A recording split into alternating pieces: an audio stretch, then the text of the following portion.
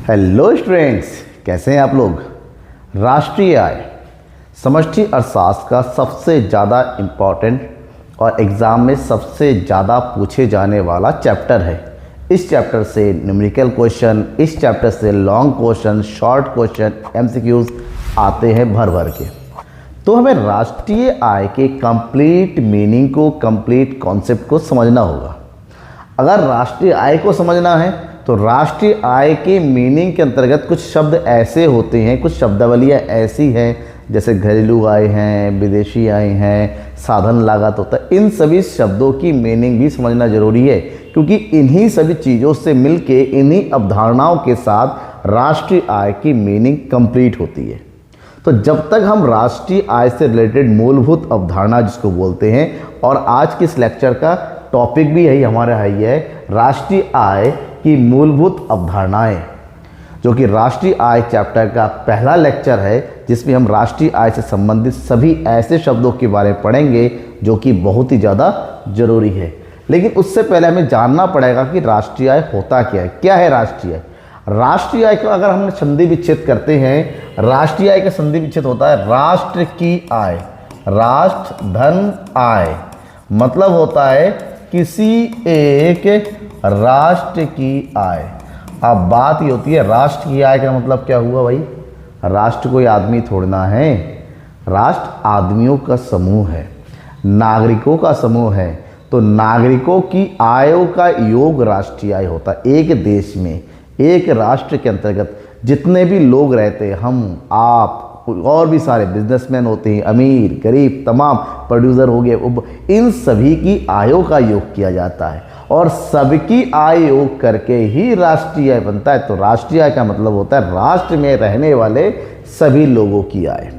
इसी को थोड़ा सा और ब्रीफली अगर समझें तो यहाँ पर यूँ कह सकते हैं राष्ट्रीय आय से आशय किसी एक वर्ष के अंतर्गत, क्योंकि इनकम के लिए समय अवधि का होना जरूरी है। जब भी हम किसी चीज़ की गणना बात करते हैं तो समय विशेष शब्द जुड़ जाता है। तो यहाँ पर राष्ट्रीय आय एक वर्ष के अंतर्गत उत्पादित किसी भी देश में अंतिम वस्तु और सेवाओं का जो बाजार मूल्य होता है उसके जोड़ से होता है।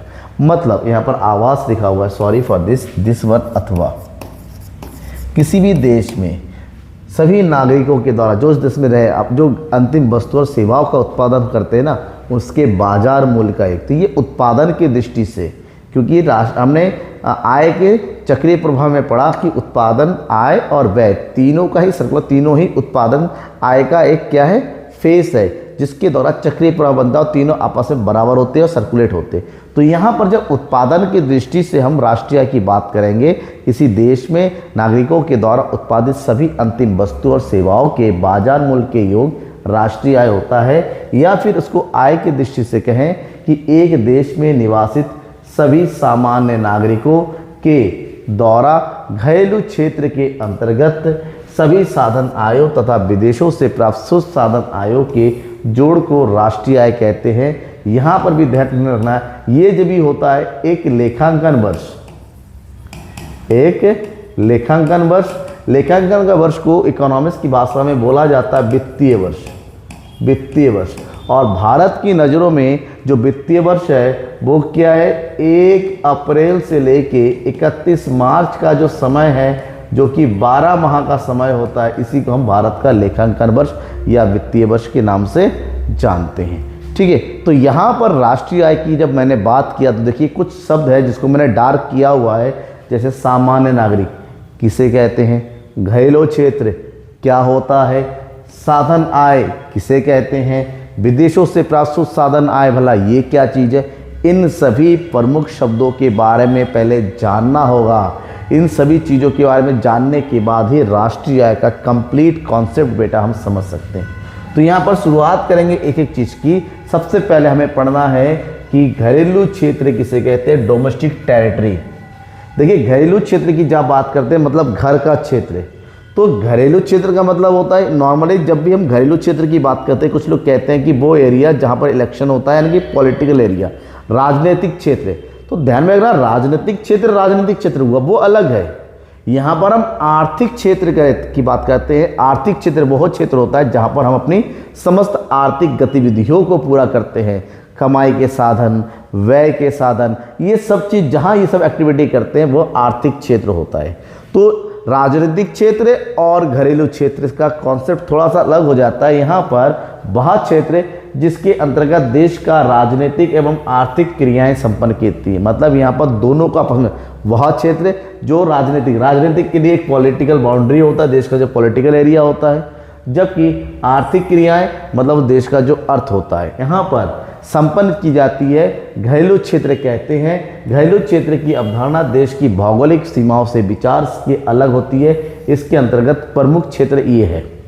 हम केवल भौगोलिक क्षेत्र नहीं देखेंगे, जो बाउंड्री दे रखा होता है उस बाउंड्री को नहीं देखेंगे, इसके अलावा भी हमारा यहाँ पर जहाँ जहाँ आर्थिक क्रिया हम करते हैं, अब बात करेंगे वो क्या क्या है। जैसे देश का जो राजनीतिक सीमा है वो यहाँ पर आ जाता है, और राजनीतिक सीमा के अंतर्गत जो जल क्षेत्र होता है वो भी इसमें शामिल।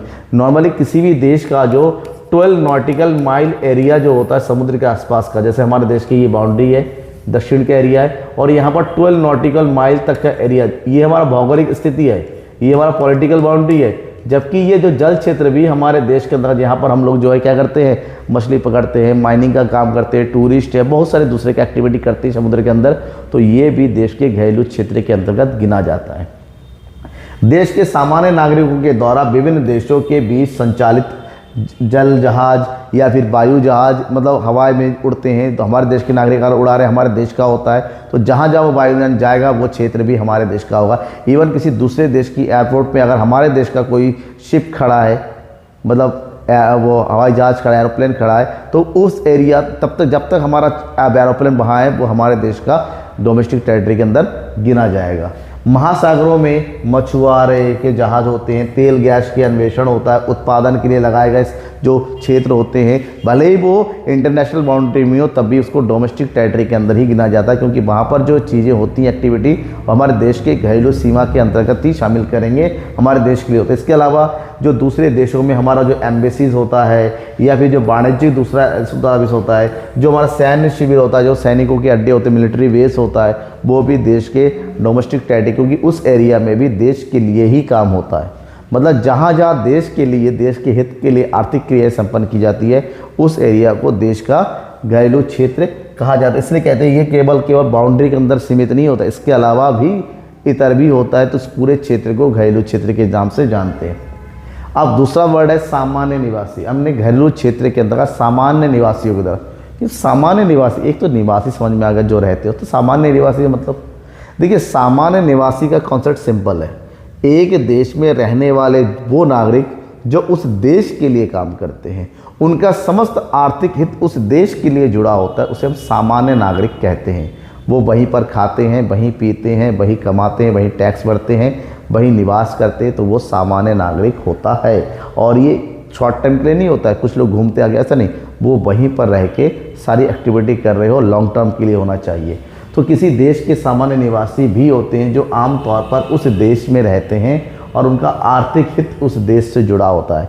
आर्थिक देश का मतलब होता है जितनी भी आर्थिक क्रियाएं होती हैं, जैसे उत्पादन, उपभोग, विनियोग आदि जितनी भी आर्थिक क्रियाएं होती हैं, वो उसी देश से जुड़ा हुआ होना चाहिए, तो उसे हम क्या बोलते हैं, दैट इज़ सामान्य निवासी, नॉर्मल रेजिडेंट। ध्यान रखना, इसमें वो लोग शामिल नहीं होते जैसे विदेशी कोई टूरिस्ट आ गया, कोई स्टूडेंट पढ़ने आ गया, या फिर कोई इलाज कराने के लिए आ गया, किसी भी तरीके से, या फिर कोई विदेशी कंपनी में विदेशी कर्मचारी आता है काम करने के लिए। हमारे यहाँ पर विदेशों के दूतावास में विदेशी कर्मचारी रहते हैं, ये सब यहाँ पर रह रहे भले ही, लेकिन ये हमारे देश के लिए काम नहीं करते, वो अपने देश के अपने इंस्टीट्यूशन के काम करते। तो ये लोग देश के सामान्य निवासी नहीं होंगे, ध्यान में रखिएगा इस बात को, ठीक है।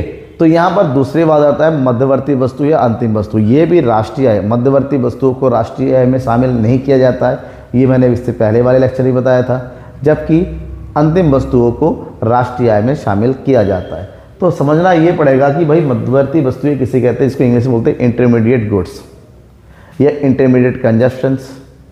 ये वे वस्तुएं होती हैं जिनका उपयोग करते हुए अंतिम वस्तुओं का निर्माण किया जाता है। मतलब वे वस्तुएं जो उत्पादन प्रक्रिया में होती हैं, जिनकी मूल्य वृद्धि की जानी है, ठीक है। मतलब वे वस्तुएं जिन्हें आगे उत्पादन के लिए काम में लाया जाता है, जिनकी पुनः बिक्री होती है, जिनका बिक्री लाभ के उद्देश्य से होता है, उन्हें हम किसी मध्यवर्ती वस्तुएं कहते हैं। जैसे हम चीनी का उत्पादन कर रहे हैं और चीनी के उत्पादन के लिए गन्ने का प्रयोग होता है, तो गन्ना मध्यवर्ती वस्तु है। हम शर्ट बना रहे हैं, शर्ट के लिए फैब्रिक का इस्तेमाल किया जाएगा, तो फैब्रिक मध्यवर्ती वस्तु है।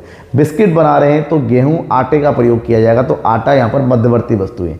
तो ये वस्तुएं जिनका प्रयोग करके दूसरी वस्तु को कन्वर्ट किया जाता है अंतिम वस्तु में, तो मध्यवर्ती वस्तु होती हैं। खास बात यह है, राष्ट्रीय आय की गणना जब भी करते हैं तो यहाँ पर मध्यवर्ती वस्तु के मूल्य को घटा दिया जाता है, क्योंकि मध्यवर्ती मूल्य को शामिल करेंगे तो दोहरे गणना पर एक ही वस्तु के मूल्य को कई बार जोड़ने की संभावना रहती है, जिसको दोहरे गणना की समस्या कहते हैं। इसके अलावा अंतिम वस्तुएं, जो मध्यवर्ती वस्तुएं होती हैं उनका प्रयोग ही अंतिम वस्तुओं के उत्पादन के लिए होता है। अंतिम वस्तुएं वे वस्तुएं होती है जिनका उपभोग उपभोक्ता के द्वारा अंतिम रूप से कर लिया जाता है।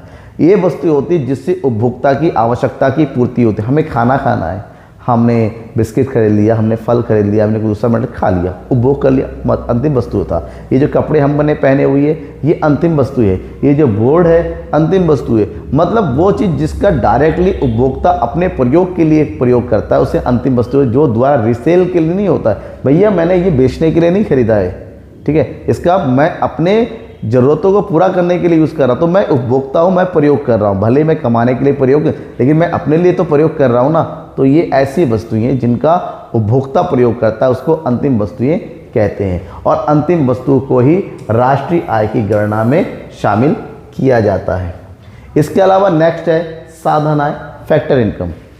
साधन आय का मतलब क्या होता है? भाई उत्पादन प्रक्रियाएं तभी पूर्ण होती है जब हम वेरियस साधनों का प्रयोग करेंगे। तो एक उत्पादक साधनों का प्रयोग करते हुए ही उत्पादन क्रिया करता है। तो साधन कहाँ से मिलते हैं? साधन घरेलू क्षेत्र से आता है, साधनों के मालिकों से आता है। तो बदले में उत्पादक साधनों के मालिक को साधन के बदले में उसका कुछ भुगतान करता है, रिटर्न देता है। तो जो साधन के मालिक है उनके लिए वो आय होती है, उनके लिए उत्पादक के लिए भुगतान लागत, उसको साधन लागत कहते हैं, मैं भी बताऊंगा। लेकिन जो मालिक थे साधनों के उनके लिए वो आय होती है, जिसको हम साधन आय कहते हैं। और राष्ट्रीय आय इन्हीं साधन आयों का योग होती है। तो साधन आय क्या? उत्पादन के विभिन्न साधनों, और उत्पादन के विभिन्न साधन कौन कौन से हैं? भूमि है, पूंजी है, श्रम है और साहसी, जिसको उद्यमी बोलते हैं, एंटरप्रेन्योर्स। ये सभी उत्पादन के साधन हैं, और इन साधनों के बदले में जो साधनों के मालिक है उनको प्राप्त, भूमि के बदले में प्राप्त होता है लगान या किराया, पूंजी के बदले में प्राप्त होता है ब्याज, श्रम के बदले में प्राप्त होता है वेतन या मजदूरी, और बाकी जो उद्यमी जो रिस्क लेता है उसको प्राप्त होता है लाभ। तो उत्पादन के विभिन्न साधनों के बदले में जो आय की प्राप्ति होती है उनको बोला जाता है साधन आय, और इन्हीं साधन आयों का योग करके ही राष्ट्रीय आय की गणना की जाती है। नेक्स्ट वर्ड है उत्पादन मूल्य। उत्पादन मूल्य और मूल्य वृद्धि। उत्पादन मूल्य से मूल्य वृद्धि की गणना होती है। अब उत्पादन मूल्य क्या है? उत्पादन मूल्य एक सकल मूल्य है, किसी भी उत्पादक के द्वारा जो वस्तु और सेवाओं का उत्पादन किया जाता है उसका सकल मूल्य, मतलब वह मूल्य जिस मूल्य पर किसी वस्तु की बिक्री होती है बाजार में, उस मूल्य को हम उत्पादन का मूल्य या सकल मूल्य कहते हैं। ध्यान में रखिएगा, इस मूल्य में उत्पादन की गए मूल्य यानी कि जो लागत है मध्यवर्ती वस्तुओं का मूल्य भी शामिल रहता है। मतलब क्योंकि वस्तु का उपभोग बिना साधनों के तो हो नहीं सकता, तो वहाँ मूल्य जिसमें उत्पादन साधन के मूल्य भी जुड़ा हुआ रहता है उन सब का योग ही उत्पादन मूल्य यानी कि वैल्यू ऑफ आउटपुट कहते हैं।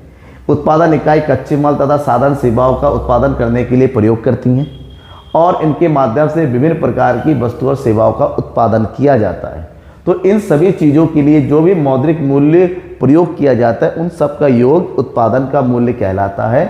मतलब इसमें मध्यवर्ती वस्तुएं, क्योंकि जो कच्चा माल है, जो अन्य वस्तुएं हैं, वो सब हमारे लिए क्या होती हैं? बेसिकली मध्यवर्ती वस्तु होती हैं। तो यहाँ पर उत्पादन मूल्य मध्यवर्ती वस्तुओं को शामिल करती हैं। मतलब जो भी आपने बिक्री किया और उसकी जो कीमत है, मान लीजिए आपने 100 वस्तु का उत्पादन किया और एक वस्तु को 10 रुपये के हिसाब से बेचा, तो इसका मतलब होता है उत्पादन मूल्य कितना है? 1000, क्योंकि इस मूल्य में वो मूल्य भी शामिल है जो कि वस्तु के उत्पादन के लिए खर्च किया था, आपकी लागत भी शामिल है।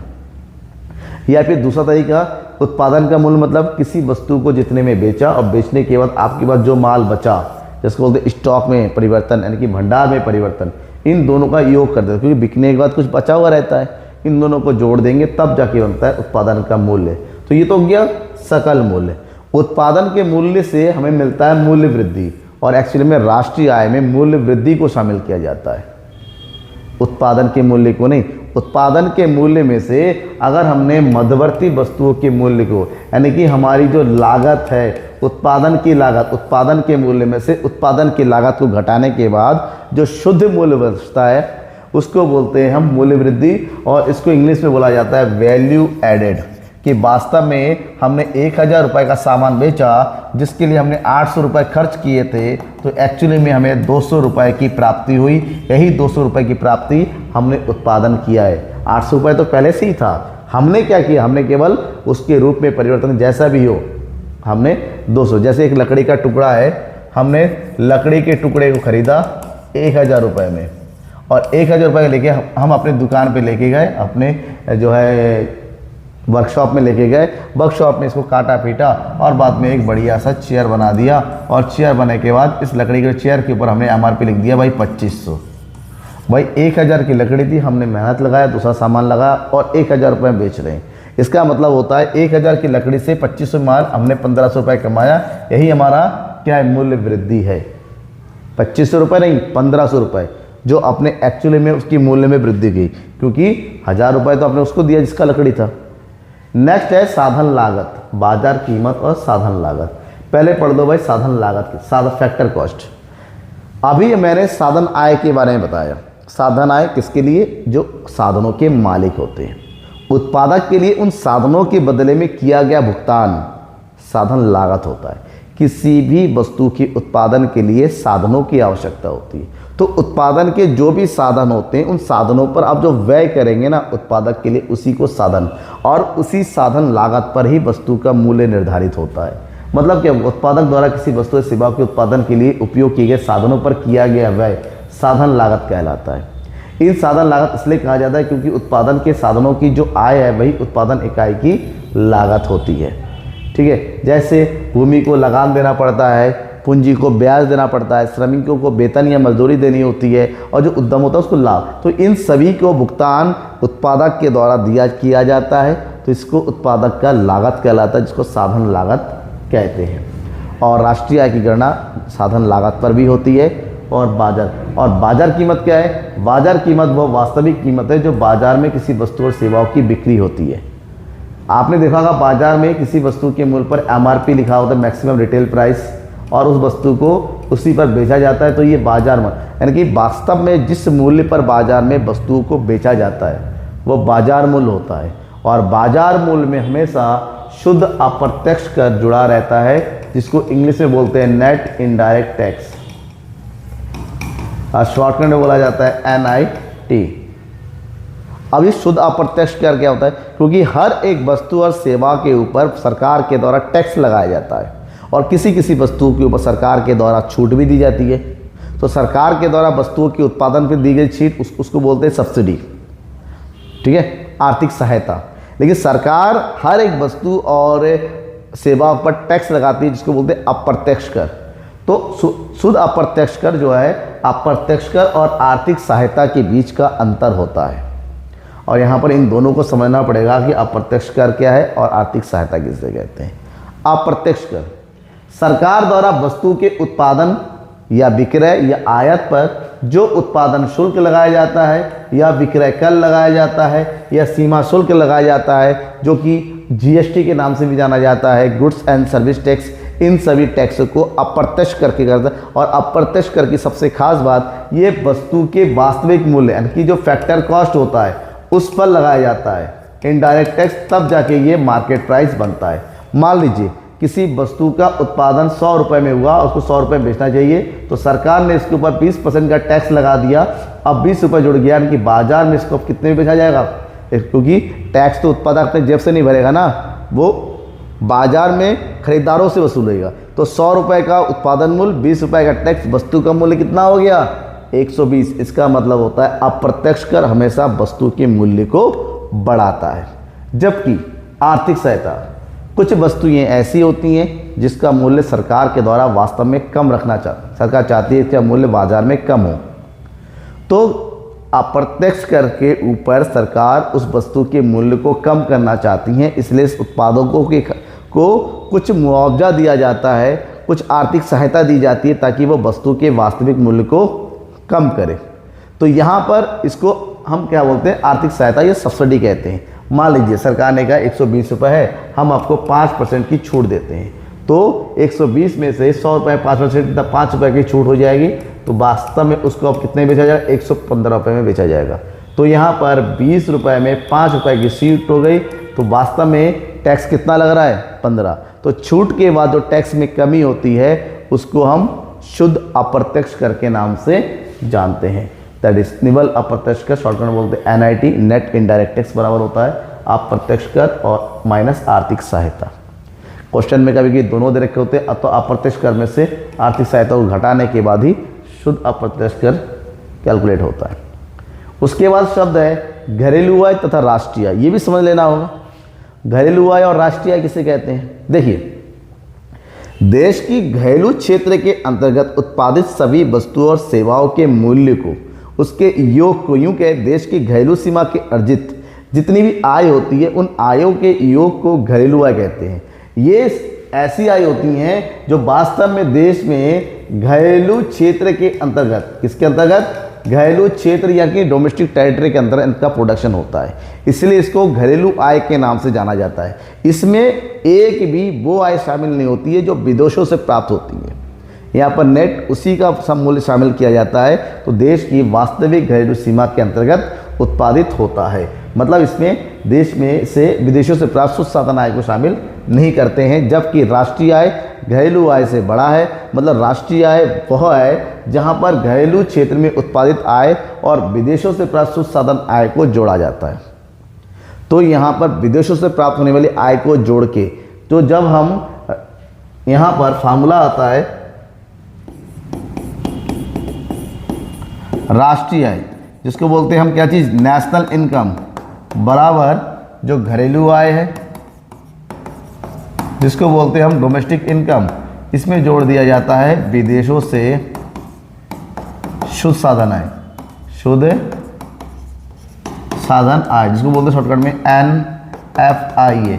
तो विदेशों से शुद्ध साधन आय और घरेलू सीमा से अर्जित आय, इन दोनों को जोड़ेंगे तब जाके वो राष्ट्रीय आय बनता है। ठीक है, अब यहाँ पर टर्म आ गया विदेशों से शुद्ध साधन आय क्या होता है। देखिए, हमारे देश में विदेशी कंपनियां काम कर रही हैं, हमारे देश में विदेशी लेबर काम कर रहे हैं, उसी प्रकार से विदेशों में भारतीय कंपनियां काम कर रही हैं, उसी प्रकार से विदेशों में भारतीय लोग काम करते हैं। तो बाहर जो भारतीय कंपनियां हैं वो लाभ कमा के हमारे देश में बेचते हैं, बाहर जो हमारे देश से काम करने गए वो कमा के हमारे देश में बेचेंगे। उसी प्रकार से यहाँ पर जो विदेशी कंपनियां हैं वो लाभ कमा के अपने देश को भेजेंगी, यहाँ पर जो विदेशी कर्मचारी काम कर रहे हैं वो वेतन पा के अपने देश को। तो यहाँ पर एक देश से दूसरे देश को साधन आयों का आदान प्रदान होता है। कुछ साधन आय हमारे देश में आती हैं, कुछ साधन हमारे देश से जाता है। इस प्रकार से एक देश से दूसरे देश को जो साधन आयों का आदान प्रदान होता है, उसके बीच का जो अंतर होता है कि जितना आय हमारे देश में आया और जितना हमारे देश से गया, उन दोनों के बीच का अंतर होता है विदेशों से प्राप्त शुद्ध साधन आय। मतलब देश के निवासियों के द्वारा विदेशों में जितना अर्जित साधन आय, यूँ क्या है, विदेशों से प्राप्त साधन आय, क्या बोलते हैं शॉर्टकट में, विदेशों से प्राप्त साधन आय। इसमें से माइनस करेंगे देश के निवासियों के द्वारा हमारे देश में अर्जित साधन आय, इसका मतलब होता है विदेशों को साधन आय। तो इन दोनों का जो आदान प्रदान होता है, इसको हम अगर हम बात करते हैं शॉर्टकट में, तो यूँ समझे कि NFIA, जिसको बोलते हैं विदेशों से शुद्ध साधन आय, शुद्ध साधन आय, इसकी गणना करनी है। ये बराबर होता है विदेशों से प्राप्त साधन आय। कितना प्राप्त किया, इसको शॉर्टकट बोलते हैं